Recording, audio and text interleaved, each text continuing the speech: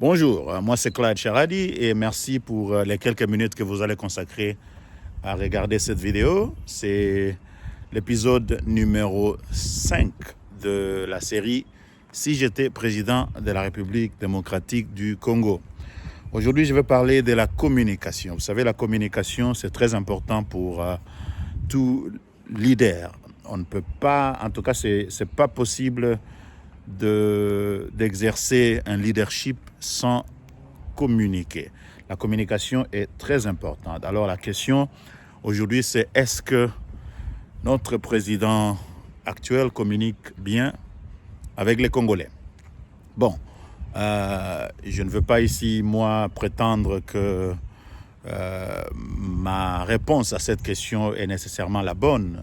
Cependant, je pense que je peux avancer certaines idées qui peuvent être utiles pour mieux communiquer avec les Congolais. Vous savez, dans la communication, il y a trois grands aspects. Il y a l'aspect information, il y a l'aspect pédagogie et puis il y a l'aspect motivation. Généralement, en politique, quand on est en campagne, on essaie de toucher à tous ces trois points. Mais au-delà des campagnes électorales, on reste souvent simplement dans l'information. Si je dois répondre à la question que j'ai posée, je dirais que la communication du président n'est pas mauvaise, mais il y a, en tout cas, comme on dit en anglais, there's room for improvement, c'est-à-dire qu'on peut faire mieux. Quand je regarde cette communication, je vois qu'il y a beaucoup qui s'est fait au niveau de l'information. C'est une communication one way, comme on dit en anglais, c'est-à-dire en un seul sens. C'est-à-dire on communique à la population, au public, les activités du président. Mais je pense qu'avec les défis qui sont les nôtres au Congo, je pense que ça serait mieux si cette communication évoluait vers les deux sens. Et qu'est-ce que je veux dire par là? Je pense que le président, la présidence devrait être beaucoup plus ouverte, si vous voulez, ouverte. Le président devrait être beaucoup plus ouvert, et créer une certaine proximité, en fait plus de proximité avec les Congolais, en faisant un peu plus au niveau de la communication, c'est-à-dire par exemple plus de conférences de presse, c'est important. Et d'autres stratégies comme par exemple au niveau du site internet de la présidence, permettre à ce que certaines personnes qui ont des préoccupations peuvent accéder au site et soumettre ces préoccupations au président. Il peut ne pas répondre lui-même directement, mais ses équipes peuvent répondre, et surtout dans les publications des l'équipe de la présidence qu'on essaie, par exemple, de répondre à certaines questions. Mais au-delà de ça, si le président, par exemple, recevait plus de jeunes, plus de gens de manière régulière, je vais dire, où il répondait à certaines questions, des préoccupations des gens, ça donne une certaine image de proximité que notre leader veut, en tout cas, s'occupe de ce que nous faisons. Je sais que ce n'est pas le président qui doit résoudre tous les problèmes du pays, ça je le sais, il y a un gouvernement pour ça. Mais lorsque vous avez affaire à un pays qui est très malade, il faut donc utiliser tout ce qu'on peut avoir comme outil pour encourager plus de proximité entre le leadership et la communication. Au-delà de ça, le président, en tant que chef de l'exécutif, doit aussi, je dirais, encourager toute l'équipe de l'exécutif de mieux communiquer. Moi, quand je regarde ce qui s'est fait au niveau des sites internet de tous les ministères, c'est vraiment déplorable. La plupart des sites des ministères ne sont pas mis au jour, et il n'y a pas vraiment assez de communication.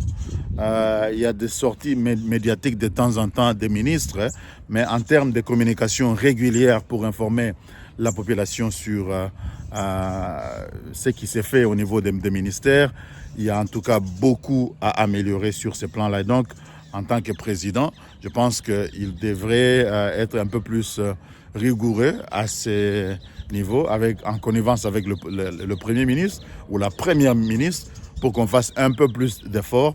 Parce que même au niveau de l'armée, par exemple, j'ai visité le site de l'armée il n'y a pas longtemps. Je ne veux pas trop parler là-dessus. Il n'y a pas vraiment assez... en fait, c'est pas très bien. Si vous pouvez vous-même, vous qui regardez cette vidéo, aller dans les ministères, dans les sites internet des ministères, vous verrez que malheureusement, c'est pas encourageant. Et si vous comparez ça avec ce qui s'est fait dans les pays avancés et même dans les pays voisins, je ne veux pas citer le nom des pays voisins, vous comparez leur site internet au nôtre, on ne communique pas suffisamment chez nous et là, ça pose un petit problème. Donc, il faudrait qu'il y ait plus d'efforts pour communiquer parce que nous avons un pays qui est malade. Ce n'est pas simplement la justice qui est malade, c'est tout le pays qui est malade. Et donc, il faut que tout leader puisse utiliser la communication. Et là, je ne parle pas de la communication dans le sens politique, ce qu'on appelle la com, avec le public relations, les relations publiques. Je parle simplement de l'ouverture des services à la population pour informer, donner l'information nécessaire sur plusieurs plans. Je vous donne aussi un autre exemple au niveau de l'entrepreneuriat, par exemple. Beaucoup de Congolais, moi y compris, qui ont des petites, en fait, des affaires ou des petites et moyennes entreprises au pays, se plaignent qu'il y a toujours des agents de l'État qui viennent pour des taxes. Parfois, on ne sait même pas si ces taxes sont réelles et tout. Et dans ces contextes-là, on ne sait même pas vérifier si les taxes qu'on demande, si ce sont des taxes et des frais qu'il faut payer, si ces frais-là sont justifiés. Il n'y a pas de site internet qui peut renseigner. Peut-être qu'il existe, mais moi, je ne sais pas, je ne connais pas. Il n'y a pas de site internet qui peut renseigner les opérateurs économiques, surtout ceux-là qui commencent leur business. Quelles sont les taxes, les redevances, les impôts qu'il faut payer, aussi bien au niveau commercial que personnel.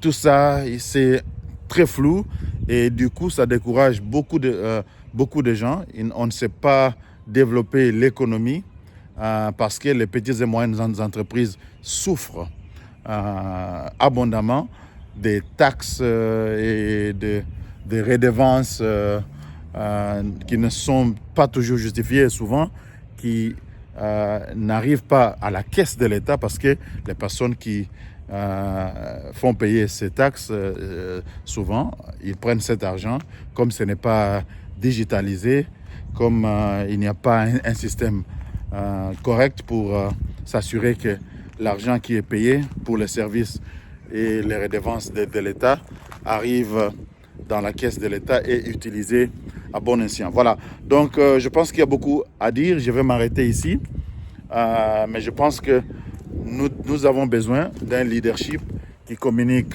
plus et qui fait des efforts pour créer une certaine proximité avec la population parce que c'est important. Et dans cette communication, on ne s'arrête pas simplement au niveau de l'information. Il faut de la pédagogie, il faut éduquer, renseigner les gens sur des choses très importantes et en plus les motiver parce que il ne faut pas toujours faire des choses pour les Congolais, il faut faire des choses avec les Congolais. Si on veut faire des choses avec les Congolais, donc on doit les informer correctement et les motiver de travailler ensemble. Ce n'est pas simplement le président ou le gouvernement ou les ministres qui vont, faire développer les pays, c'est avec toute la population. Et cela ne peut se faire que si la communication est bonne. Nos médias ne font pas leur travail correctement. Ce n'est pas simplement les autorités, même les médias. On ne pose pas de bonnes questions sur les enjeux importants de la société. Et donc, c'est important que nous puissions tous faire un effort pour la communication. Je m'arrête ici et je vous invite à faire des commentaires, suggérer, critiquer si vous voulez. Mais voilà, c'est tout ce que je peux dire pour le moment et à la prochaine. Merci.